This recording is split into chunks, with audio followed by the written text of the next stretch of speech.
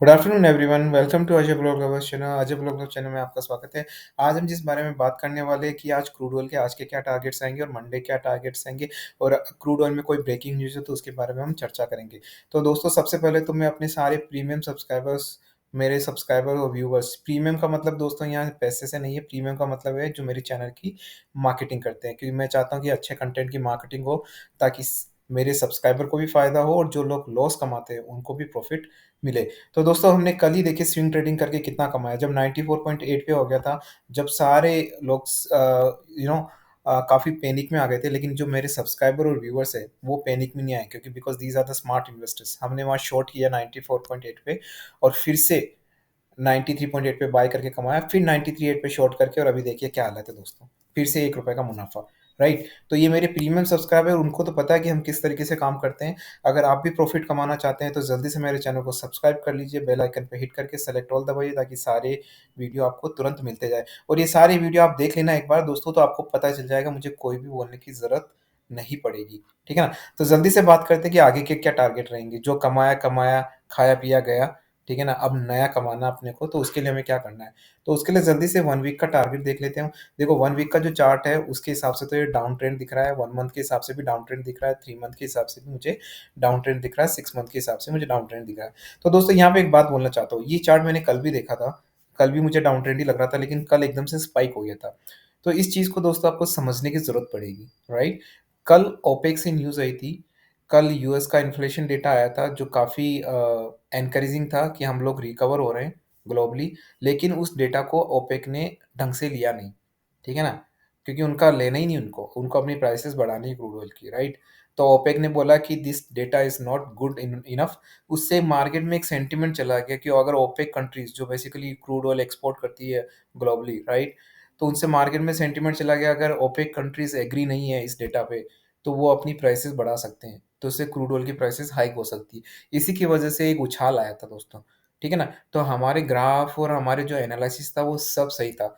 लेकिन ये जो सेंटिमेंटल है इसका कुछ नहीं कर सकते दोस्तों।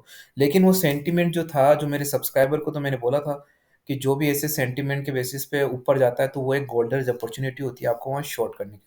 तो मेरे सारे सब्सक्राइबर ने भर-भर के शॉर्ट किया और लाखों करोड़ों कमाए, right? I hope you will also learn now if you become my subscriber, right? आप भी कमाएँगे करोड़ों रुपए अगर आप मेरे सब्सक्राइबर बनते हैं तो। तो जल्दी से बात कर लेते हैं। देखिए, 1 वीक का, 1 मंथ का टारगेट, तो मुझे जो यहाँ पे दोस्तों रेजिस्टेंस रिवर्सल मिल रहा है, मुझे क्लियर कट टारगेट दिख रहा है यहाँ से।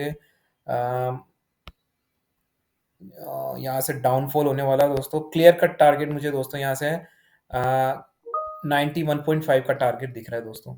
इमीडिएट टारगेट जो दिख रहा है वो मुझे 91.5 का टारगेट है। हालाँकि शॉर्ट टर्म के टारगेट तो मैंने 75 के भी दिए आपको। मैं अभी भी वही बोलता हूँ कि 85 जल्दी आने वाला है, 75 जल्दी आने वाला है, राइट? अगर आप वेट करना चाहें, लेकिन अगर आप डेली बेसिस देख रहे हैं तो मुझे लग रहा है 91.5 बहुत जल्द आने वाला है दोस्तों। हो सकता है आज ही आ जाए और हो सकता है कल आ जाए। तो यहाँ पे आपको 92.95 पे शॉर्ट करना है दोस्तों। फिर से सुनिएगा, 92.95 पे मैं शॉर्ट करूँगा मेरे ओपिनियन के हिसाब से, और मैं टारगेट रखूँगा 91.5 का। जो मेरा पहला टारगेट रहेगा वो 91.5 का रहेगा। अब मेरा एसएल क्या रहेगा? ठीक है ना? एसएल मेरा रहेगा 94 का। जैसे मेरे पुराने सब्सक्राइबर जानते ही हैं, अपना risk to reward ratio mention रहता है। यहाँ पे 1 पॉइंट अपना रिस्क है और रिवार्ड कितना है? रिवार्ड 1.5 पॉइंट का है, तो हमारा risk to reward ratio less हुआ, रिवार्ड ज़्यादा हुआ, रिस्क कम हुई, राइट? तो उस बेसिस पे भी ये कॉल ढंग से ठहरती है, राइट? तो ये हमारे टारगेट्स रहेंगे। अब मैं जल्दी से बैकअप प्लान बता देता हूँ। जैसे मान लो कोई वॉलेटिलिटी आ जाती है, जैसे कल आई थी, तो उस समय बैकअप प्लान क्या रहेगा? तो अगर वॉलेटिलिटी आती है दोस्तों, तो उसके 2 ऑप्शन है।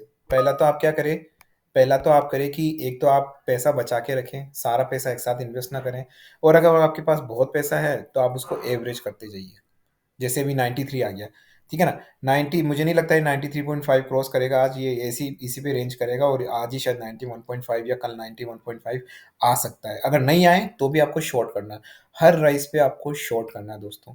अगर आपके पास पैसा नहीं शॉर्ट करने के लिए, तो आप हैव अ पेशेंस, ठीक है ना? कोई दिक्कत नहीं, रोज़ कमाने का ऐसा नहीं है। अगर आप सोचो कि मुझे रोज़ ही कमाना है, ज़बरदस्ती कमाना है, तो फिर आप लॉस भी उठाओगे काफ़ी सारा, राइट? तो तब कमाइए जब आपको अपॉर्च्युनिटी मिलती है।